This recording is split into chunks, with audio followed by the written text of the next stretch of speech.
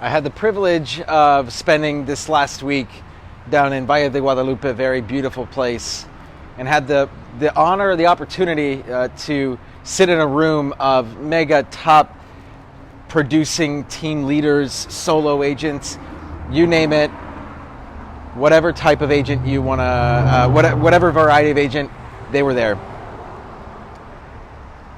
To get into that room, you had to have at least done, or at least be doing, on pace to do 50 million this year in 2021, and or over 100 units. So very elite group. And for 2 days, all we did was sit in a room and share best practices. Every single person that got on that stage was incredible in their own right, doing things that to most realtors would seem ungodly. And we talked about things like operations. We talked about things like, use big words like P&L. You know what we didn't talk about? We didn't talk about the minutia. We didn't talk about contracts. We didn't talk about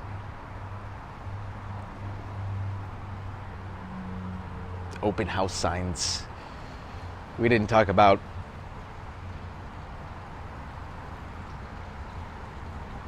anything that most realtors talk about. Let's be real. Okay. I'm drawing a blank there. I'm like, what? It's been so long since I've had those kinds of conversations. But nevertheless, I think everyone understands what I mean. Is that we spend so much time as agents talking about the small stuff, and we don't spend enough time talking about the things that are important. And for 2 days, all we did were talk about important things when it comes to running a business. Let's go back to the two things I just discussed: operations and P&L. Shout out to my buddy Mark Gelman. Mark Gelman from St. Louis, Missouri, top 3 agent at Coldwell Banker, just moved to EXP about a month ago. Mark said something that stuck to me. He says, my coach holds me accountable to one thing and one thing only: my P&L. And that was by far, maybe not by far, but that was definitely the thing that stuck out most to me this whole weekend. Was so much of us are focused on how many deals are we going to do this year and how much money am I going to make? Mark's focused on running a successful business. I'm going to challenge all of the agents who are watching this video, whether you're with me live or with me at some other point in time. Are you holding yourself accountable to a P&L? Do you even know what a P&L is? And I say that in all seriousness because I know that there are some people on this, watching this video, that have no idea what a P&L is. A P&L, profit and loss statement. Are you holding yourself accountable to money in versus money out and running a successful operation? If the answer is yes, good for you. You're in the minority. Because I think anyone who's watching this video that's in real estate will know that this business is archaic. And the way that most of us run our shit is shit. For myself included in that statement, for the longest time, I didn't track my numbers. I didn't have an accountant that I talked to on a regular basis. I didn't have mentors and people around me that are operating at a level that at this point is so hard to fathom, but I know I'm going to get there because I've surrounded myself with the right people. Let me tell you a couple other things here. For those of you that are wondering, well, where do I start with my P&L? Well, first of all, if you're watching this video and you don't have one, the first thing that you should be doing is logging your money in versus money out. I used QuickBooks when I started. I still use QuickBooks, but first I used like a really like dumbed down version of QuickBooks. I think it's called like QuickBooks Self-Employed or something, and then eventually we scaled up from there. Why do you track those numbers? Well, you need to know whether or not the things that you are doing are profitable. Wouldn't it suck to find out in 3 years that the farm that you've been farming, although you've gotten a few listings from there, has actually provided a net negative yield? You've made less money that you've invested in the farm. I know that's happened to people that are watching this video. I know that there are a lot of things that we've spent money on that perhaps we don't really know whether or not it's working for us. We just rely on on gut feeling. Well, let me tell you, those guys in that room, they are the agent of the future. Their teams are the agents of the future. And by the way, if you are not a business person, like if you're in real estate and you're like, I just like talking to people and I just like going to open houses and having fun and drinking every night and like talking to friends and drinking every night, like I'm just saying because, you know, I enjoy that stuff and I don't enjoy tracking my numbers and I don't enjoy being a business person. Mazel tov. Join a team. And by the way, there are a lot of those people I've recruited. I have people on my team like that. They have no interest in running their own business, and that is totally fine. Join an operation that's going to allow you to do what you do best and take and remove the rest out of the equation. Because at scale, they can provide an infrastructure that allows you to do way more business and retain way more dollar, which means more money in your pocket at the end of the year. If you are a business person and you're a solo agent or you want to become a team leader, or you're like, you know, I don't want to be a team leader, I just want to run my own operation. There's a guy out there, oh my gosh, I believe Kyle, oh my gosh, I'm blanking on his name. But he's a solo operator. Kyle Hegan, I think was his name. Kyle was out there, he's slanging like 100 plus homes a year by himself. He has 3 assistants, but he holds himself accountable. His operation is on point. It is dialed in. You don't need to be a team leader to have a dialed in operation. You don't need to be a mega producing badass to have a tight operation, but you do need to have an operation. And that's the difference. Holding yourself accountable to a P&L was the one thing that really stuck out to me.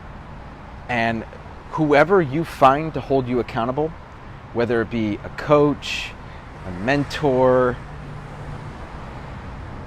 an accountant, whatever it is, you need to find someone that's going to hold you accountable to that and lead you and guide you based on the financial health of your business. You want to know who's not going to do that? Not your sales manager. I said it. For either one of 2 reasons. Number 1, they have no idea how to do it themselves, and that's probably the most common. Or number 2, because they realize the second that you start tracking your numbers and the second that you begin to legitimize your business just a little bit is the second you realize that they need you more than you need them.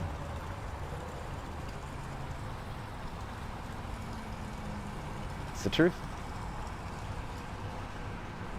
There are exceptions to that rule. I don't want to say that that's every sales manager. There are obviously exceptions to that. One notable exception, my former sales manager, Robert Cruz, always talked about operations, always talked about fiscal health, always talked about the P&L. I just never listened to him.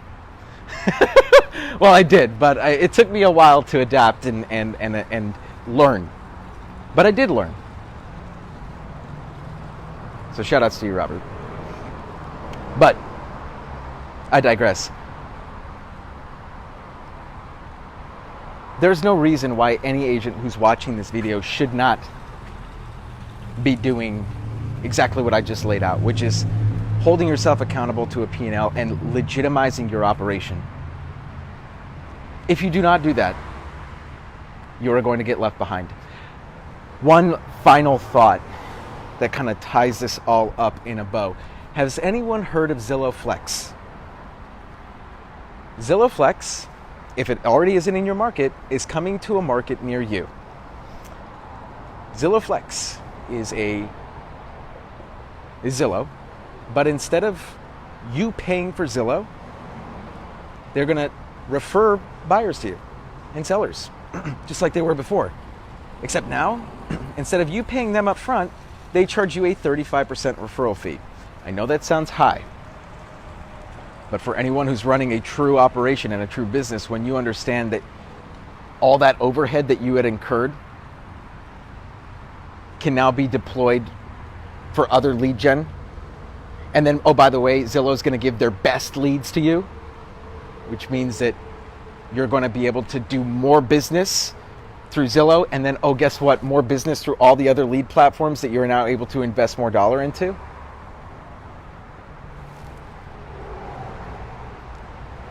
The most dialed in agents at this event, we're talking about 200, 300, 400 live connections for their team per month and counting.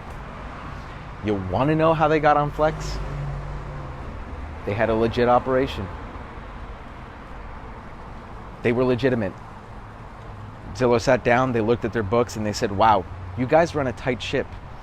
You're the kind of person, you're the kind of team leader, you're the kind of team that we want to be affiliated with. You're the kind of team that we want to give business to, because we know that you're going to close.